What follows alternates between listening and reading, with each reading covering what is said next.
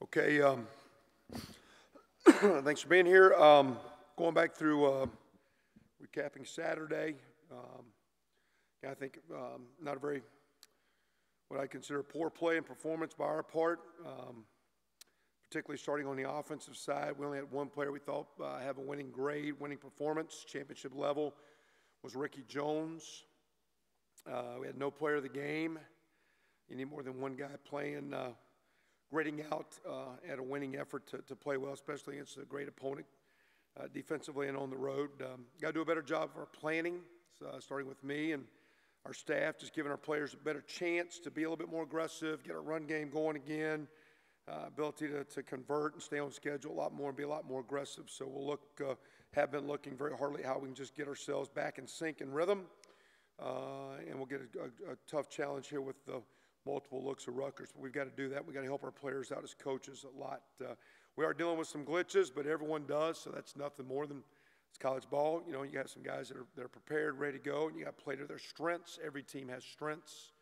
Every team has weaknesses, and we got to maximize some things that we're good at, get back at it with our line of scrimmage play, tight end play, and helping our skill guys continue to heal up, but also those young skill guys keep coming along. Some players need to step up, but coaches do too. We need to move forward positively, and I expect us to do so. We had a really good week last week from our scout look. I thought we were really prepared well. We recognized our front four scout D-line was awesome, and we knew we were going to get a great challenge with Penn State's front. But Michael Barwick, Darren Meminger, really good to see those guys. Michael had a little slight injury. He's back full go and coming along very nicely for a second-year guy that you need to develop, both he and Darren. Brandon Wilson, who's been close to playing. We haven't played him yet. I think we've played 12 freshmen. I think that's 60 in 5 years, so we're playing a fair amount of young guys. Brandon's close, but the way Shaw, Mangieri, and some of those edge guys are playing, Gooch going out there, we're able right now maybe to hold his year. We'll see. Tony Thomas, who's been recognized a couple times, does a great job as well. Those were our scout team players of the week. We did have a great week of prep from those guys. Expected to play better. We got to plan it up and dial it up and get us back in rhythm. Thought Danny Cameron did a good job coming in when he got thrown out there. Managed it pretty calmly. Did okay. We did have one turnover. Really wasn't his fault. It was a bad ball. We also had a receiver kind of run a route poorly that brought the guy that made the interception to play that we got to clean up. We had 7 3-and-outs, which was not a good deal. 5 times we crossed the 50-yard line. We scored 1 touchdown, and that wasn't a good deal. Too many missed assignments. Lack of physical play, so to me that tells me maybe we're doing too much, and we got to get back and not necessarily simplify things, but put our kids in better places to play well. The kicking game, player of the game was Danny Gotzel. Had 3 tackles on punt coverage. He's a true freshman. He's doing a great job snapping for us. He's been outstanding. That was a huge loss last year with losing our snapper and with Matt Dooley, and the way Danny's come in has been very, very good for us. And pleased with him. Eric Toth had 4 punts inside the 20. Was having a great day until his last kick placement got out into the middle of the field and covering the whole field. We gave up a 19-yard return outside of that. Our punt team was a lot better. Ben Bach was very good on that punt team. We had Tyler Green and Simi Cobbs. We thought did a great job. Good to see Tyler out there playing. Played a little bit of defense. They were on punt return. Mario Swan, our kickoff return, was very, very good. And Damian Willis and Dawson Fletcher. Matter of fact, I think Fletcher's one that had that onside kick return. I think we got this Dawkins. That was Fletcher, I think, 29-28. Is that right? Yeah, double check. Well, Fletcher's saying it's him, so FYI. You know, if it's worth. Defensively, and then the kicking game, even though we did okay, again, we still didn't have impact as far as, creating any significant field position turnovers. Our punt team did okay. But when the offense was going 3-and-out, you really didn't flip the field a lot. You didn't pin them down deep. We didn't have any significant returns or anything that really impacted the game. And when you're playing in the Big Ten East and when you play on the road, we got to push and find ways to get more guys recognized and making plays for us in kicking. Defensively, I thought our defense played hard, played well. I thought they were put in a lot of bad situations. The way the offense executed, kept throwing them out there. They weathered a little bit in the second and fourth quarter and didn't tackle as well down the stretch in both those quarters. But, again, they really battled for the bulk of that game. Gave up a couple big plays we got to keep working to minimize. But had some solid performances. Nick Mangieri graded well. That's 5 of 6 games that he's had what we consider a winning performance. Zach Shaw played very well. That's 3 of 6 games for him. Marcus Oliver was a winning grade. That's 4 of 6 performances. So those 3 guys are playing high-end ball for us, and we need more guys like that. T.J. Simmons had a championship performance, winning grade, as did Rashard Fant. 2 players of the game were Zach Shaw and Rashard Fant. Scouts, Chris Gajic, young walk-on receiver for us, and Camion Patrick was awesome. Did a great job for us, and he's doing very, very well. Defensively, had some nice quarterback pressures, tackle for losses, sacks. Got to keep building on that. We were solid on 3rd down. We did allow them in their 3 scores on opportunities to score, 3 for 3. We had too many missed tackles, probably our poorest tackling performance to date. And we had 3 penalties that led to 2 first downs and eliminated a possible turnover. So, I think I saw, and I could be wrong, and you guys will say our penalties are killing us, but I think Ohio State's the most penalized team in the league. They're number 1 in the nation. So penalties hurt you, but when you're playing aggressive and, some of the foolish penalties, some of those offsides you like to clean up. Years ago, working for Coach Walker, he would go crazy every time the defensive lineman jumped offside. Can't you see the ball? He would just go crazy. And I went to Oklahoma, and Coach Stoops never said a word because he said you can't jump the ball if you don't jump offside. So sometimes some things are going to happen. You want to live with it. We need to minimize it, but our team's playing harder. Sometimes, again, you're going to get your hands outside and get a cheap holding call or grab and get a face mask, or, you're aggressive and there's, we got hands to the face, and that's football, and the guy just got high, and a couple of times they got in our face. Sometimes it's called, sometimes it's not. It's just part of the game, but kids played hard. So we want to clean up the penalties, but I don't think that's by any means the reason we lost that football game. We got beat at the line of scrimmage, offensively in particular. We've got to do a better job playing and score some points, and when you muster 1 touchdown, you're not going to win a lot of football games. Moving on to Rutgers, they're coming in at 2-3. However, they've lost to Washington State on the last play of the game. Michigan State, they got it last play of the game and trying to drive. They give up a touchdown. They basically controlled that game against a great football team here 2-3 days ago. They lost at Penn State when they were dealing with some issues. That's their 3 losses. Washington State just beat Oregon. Michigan State's undefeated. Penn State's 5-1. They've lost to an undefeated team. So they've got 3 losses. They've lost to 3 pretty good football teams. They're very, very talented.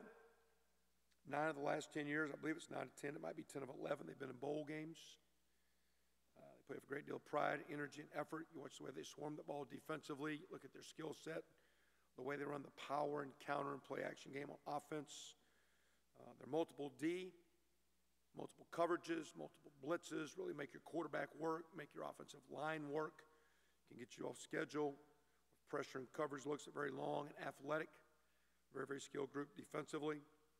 Offensively, a bunch of motion, shift, and trade, multiple personnel groupings from big boy sets to spread sets, but to run the ball with power and counter and gap schemes, play action and take their shots, and they're throwing it to maybe one of the better players, not only in the conference, but in college football. The young man, Carew, is a tremendous talented receiver. It's a threat to score every play he's on the field if the ball can get in his way. Very, very dynamic receiver. I think half of his receptions are touchdown catches right at it. So very, very great receiver. Quarterback leads the Big Ten in efficiency. So you got a guy that can make some plays, a guy that can get it to him. Running backs run very, very hard. They had 185 yards rushing positively against Michigan State before you get the sacks. Michigan State had 144. So they got after those guys pretty good. Their return guy, Grant, number 1, is a dynamic returner. He's got 3 touchdown returns, 2 kickoff returns for a touchdown, 1 punt returner. He's their fly sweep, dynamic receiver. So, again, great skill set. Another Big Ten East game, which is not easy. We got them here Saturday at 3:30. Thought our crowd was awesome last time it was here. Our team needs to play better. I know they will and respond the right way, and I'd like to see our fans kind of rally up and be with us and have a great go for homecoming against a great team this week. Xander's going to be interesting now because his shoulder issue, and it's on his right shoulder, how well he can throw. So I think as we go through the week, he didn't do anything yesterday, and I think he's got a chance to be a week or 2 maybe out. We'll see if he can play. He can play. I think, Nate did more last night than he did any day last week. He did a few things last week. He was at practice. He didn't take any live throws until Friday. He did half the work on Friday, he and Xander, to see if he'd be ready to go. Danny had all the work last week, and that's why, we thought he came in and did pretty well. So we'll see how Nate is. I think he'll be, again, to me, he was cleared to play, but I didn't think he was mobile enough to move around and extend some plays or protect himself. And as you go through this week, we'll see. But he did more last night at practice than any day last week, and he did half of Friday. And we'll get Danny and Nate Boudreaux ready, and then we'll see where Xander sits. Jordan was running last night. I think his deal cutting more. It'll be as we go through the week and see where he sets up. So, again, Xander did not practice last night. The other two guys did. Other two guys more than they did last week. We'll see as the week goes. He got an ACL. It's going to require surgery. So his knee gave way, and unfortunately for him, it was past of course, he'd already been redshirted. So was playing special teams. So we'll need to kick up there. Keep pushing over Coach Johns with keep bringing last night, again, some extra work with, we got Donovan Hill outside, playing some receiver with Westbrook and Thornton. Got to keep bringing those cats along. Wes Martin, anything on Wes? He just wasn't playing good. Wes Rutgers has played a lot, and just, I think it's a young guy, as hard as he's been going. I don't know if he's just hitting the wall. We just need him to play a little bit better. Our offensive line needs to play better. I think we're just trying to do too much, getting too assignment-oriented instead of playing with just pad level and staying on track and coming off the ball. You're defensively, there's so many looks between all the formations. There's so many looks between all the things that we can do. There's so many looks defensively. I just think sometimes as an offense, you don't want to simplify, but you can get a lot of clutter. And I think we're getting a little bit too assignment conscious. We're trying to grab hold and get a guy instead of come off with the velocity you need to move the football. And I think Wes's young guys played very, very well. Matter of fact, Wes has more winning championship performances than any other offensive lineman. Well, excuse me, Dan Feeney's first, Wes Martin is second. And we've got some other good players that haven't showed up yet. Is playing like we need to play. So we'll keep that group coming along. But Wes will be playing. He didn't get hurt. Matter of fact, he came back in. We just thought he wasn't playing well. Kyle Floyd's back from suspension. Is there anything that they do differently with him in terms of with their interim coach? I don't know. I mean, you need to ask those guys. But from what you gather, he's been a part of all the planning and prep. And the bulk of what you do is planning and prep. And I could be wrong, but I think Kyle probably has done a lot of his play calling through his offensive coordinator, through his defensive coordinator. So the only thing he was doing was game management of, hey, do we go for it on fourth down? Are we in field goal range? Are we sky punting? Do we decline the penalty? And I think that's where Coach Wilson, Norse, has been doing that stuff. So it takes a little bit off of Norse's plate to get back. But during the week, I'm sure Norse was the running back coach and Kyle was the head coach organizing practice. And I think they basically operated standard issue until Friday night, and he was not allowed to be with the team from all day Saturday. So it'll just be game day management. Penalties. Do you think that's more of a ticky-tack type of situation, or is that something that you really need to focus on with your players as far as, looking back to that Penn State game, you had that fumble that was recovered but then called back, and I talked to a couple of players and said, Latham's hand got a little bit higher. What do you consider in terms of the balance there? Is it ticky-tack, referees calling those things, or is it more? I don't think it's ticky-tack because, again, it's day and age of concussion. You got to protect people's heads and faces. So if you get high, they've got to take care of player safety outside of managing the game. I think it's the number one things that the referees are taught and need to do, and I think our league is on the forefront of that. So anytime someone's getting high in the face, it's going to be called. And unfortunately, you got a taller, bigger person. Taller people play higher. The higher you go, you get it. So sometimes it happens. They know that. At the same time, we didn't. We need to move on and make the next play and get a stop. And 2 plays later, they scored. But then from there, to me, where the game swung is we score to tie it up. We get an onside kick, go 3 and out. We get a turnover, get 1 first down, and then we punt again. We had a chance there at the end of the first quarter. We had settled down, weathered the storm, and we left some points on the field. Well, we're at midfield back-to-back times. We have just scored, and we can really get some rhythm going offensively. I think that is one point where the game went away. And I think the other point, after they had made their couple scores and in the second quarter, defense played a good third quarter. I think the 11, 10, 9, 8-minute mark offensively there in the fourth quarter, where, again, it's 19-7. You're going to score a touchdown. Your defense is playing good defense. They're going to get a stop. It's 19-14. You score again, and it's 20-14. You're going for 2, and it's going to be it's 2019. It's going to be a 2019 or 22-19 game, and You're playing 2-minute football. There's a couple times I thought the offense let the team and defense down. Wasn't the hands to the face, turnovers happen. Defense is playing good football. You got an onside kick, you get a turnover, you get 0 for it. And you're on the road 7-7, you've weathered the storm, and now let's go play and get momentum on your side. And basically the offense just zapped the energy from the football team. And our football team got stale with our inability to make offensive plays. That's my take. Yeah, but I mean, same time, I think we've got who we think are the guys that we need back there. I mean, there's some time where, you can use the runners. Ricky Jones is good at, but those are hits that have some effect, on what's going on. And we've talked the way the ball, and you're saying their kick guy hasn't kicked it quite as deep. There's potential for more returns. Shoot, last week Penn State's guy took him out from 8 yards deep. It didn't matter. He caught it. He was coming out. So, they got good athletes covering kicks. To me, we just, we got to score points. We're protecting the football. We're not trying to play boring football. We're not trying to be conservative. We threw as many passes as we ran the other day, but we just got to get the ball in the end zone. But we do need to create some things, and they've got a dynamic return kit. Their guys impact. They have a dynamic receiver and a dynamic return guy, and then with that, they play physical football, and along the way, they're scoring some points. We got to get back and generate some point production because really, we haven't done it since Western Kentucky, to tell you the truth. Wake Forest was a little lethargic. So we've had 3 games of not being the offense we need to be, I think. To get the offensive line back where you wanted in terms of controlling things, I mean, how much is it stuff that you need to do, and how much is it maybe with Nate out, the defenses now don't fear the pass as much, and they can jam things up and make it more difficult for you? Yeah, I think they were doing that a little bit earlier too, though.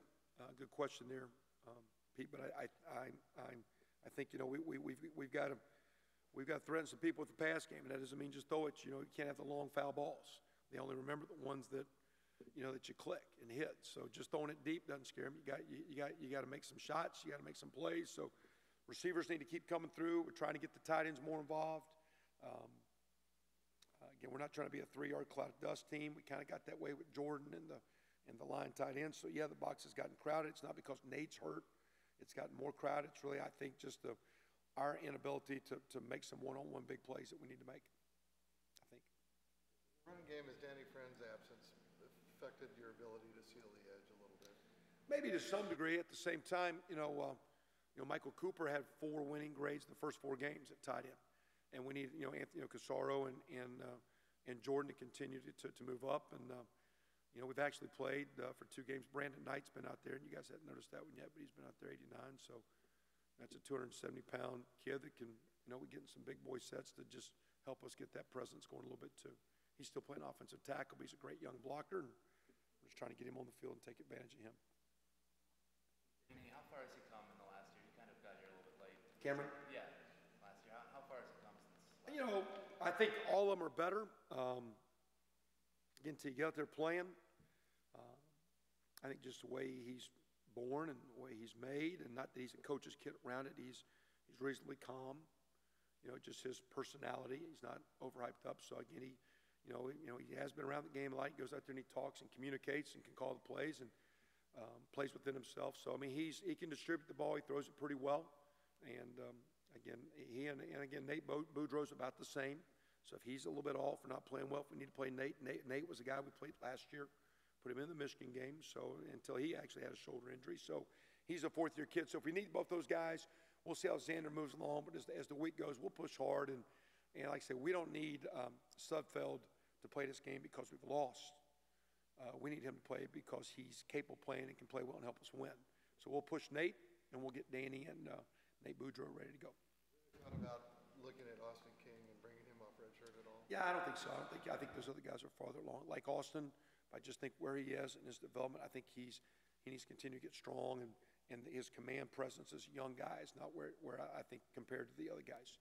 I think his talent is going to be very good, but I don't think his presence and understanding is quite there yet. Dominique Booth, is he out for the year taking a red shirt, or what's his deal? Well, yeah, and he had an issue earlier that kind of held him up, and he had a hand issue that we went ahead and did a surgery on him. So right now he's in a cast that he's missing some time, and it's kind of like Devontae Williams. He hurt his knee, wasn't a major deal, but hadn't came back, and if you hadn't played or hurt it early, you can get a redshirt year. And so like with Williams, if we need Devontae Williams, we could get him back. If not, we're going to pursue that as a redshirt because he got hurt game 3, and He's yet to practice since then, although he has a non-surgical knee. Don Booth had an issue where he couldn't practice, and he had a hand. We went ahead now and just repaired his hand. And so if it needs to be set up like Donovan Clark, it can be a redshirt year if we need him, and we'll see how it goes. Anything else? Off the wall question a little bit, but Texas a couple weeks ago, they had a player at halftime tweeting. What's your policy on that? Do you allow players to have phones? Have you ever had a player tweet at halftime? Oh, I don't know. You need to ask KEG. They're supposed to watch that for me sometimes. I don't know. Although sometimes I do my policing, and I don't like some of the stuff that guys put out. It's we work very, very hard to try to use social media to be a positive branding. So we try to just, we have several people that come in and work with their team and show them things. And whether it just be a comment of like, man, practices are hard, the coaches are killing us, in that tone versus like, man, a lot of energy at practice day and we were getting after it. It was a lot of fun. And hey, both are hard practices, but one time you sound like you're complaining or don't feel good about it. So we just try to show messages of how to if you're going to say something, try to say it in a positive light. Because so many, kids, like I will show a message and say, I had to ask, my son specifically asked me because you're one of his idols, what this word means. So would you like to come over and explain this to my son, what your little slang slogan means right here? Because people, whether you're retweeting, so we try to educate as best we can. Everyone's got bat phones, but we actually take our phones from our kids Friday night, always have just so they go to sleep, and just to get off of it. Matter of fact, we actually got these little goggle glasses we give them. You guys ought to get them. They look like hunting glasses. They're only about $3. And, but they take the blue light effect away when you're watching TV at night or on your phone. And when they take the blue light effect, it enables you to get, the blue light affects your melatonin, which gets you 90 minutes later into deep sleep. So we actually give our guys glasses to wear on the road to just try to sleep better. And to just get you into the sooner you can get into deep sleep and get a testosterone kick, the better you recover, the more energy, the better brain activity, central nervous system, the whole gig. So we for years have taken phones Friday night just so our kids would go. Now we give them to them first thing Saturday morning. In fact, I actually saw one of my guys Saturday, and he was listening to music, and it's about, we came after one, but he was like texting like probably his mom or love you too. Or you want to say something, but at the same time he's probably dealing with the loved ones, so you don't say anything. It's just the world you live in. So just a kid at his music, because everybody wants to listen to their music. You live in a everybody, everybody has their songs, their playlist, their stuff. Right now, it's a little individual, like, like we've got our music playing for the group. Then you got the rap guys. I got to play a clean version of songs. Some kids don't want that version, but I can't play the non-clean version on a public deal because I got recruits and I got parents, and I got alumni people walking around the building. And so everybody's got their headphones on. Everybody's got their style. Now we tell them, we come in on the walk, we take them off because we want our players to interact with their fans and their families. And so we try to address it, but it's just the world we're living in. And like I say, nothing's off the record. I've never seen a kid of ours on the phone once the game has started. But at the same time, they have their phones in their lockers, and if a kid wanted to walk over and do something, quote, he could. I know of programs that actually make players, when they come in the building, check their phones in. Because the kid can sit there and record any meeting. You've heard coaches, I know of certain programs, when you walk in the building, you check your phone in.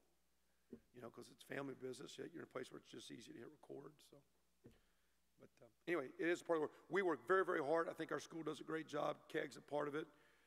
We track our guys. We don't try to, I think I've had one player since I've been here, I took his right to Twitter away. It was a young freshman years ago. I said, you're talking way too much, and you don't play, and I just was making a point. And we gave it back to him 6 months later. That's why we didn't have Nate talk today. He didn't play. He practiced more last night. I think it wasn't like, he's not. Last week we thought he could play. He'd been talking. He had played in the game. To me, you just want guys to talk that are playing for, and you want to teach your team how to positively represent your program, your school, because you guys watch it, our fans watch it, our recruits watch it, little kids watch it, and we try to work real hard to make it a positive. Not just here, but it seems like conference-wide, nationwide, but are these preventative things, do you think, or are they just freak individual deals? You're going to have some freak stuff. You know, I know there's an NFL study on what they've done with shoes and which shoe brand is more likely to cause. Does that have anything to do with it, or is it just the way the guy got hit? You know, and breaking down, I think there's been some studies on we have developed muscles so strong, but are the tendons and ligaments as strong to carry the force of the muscle?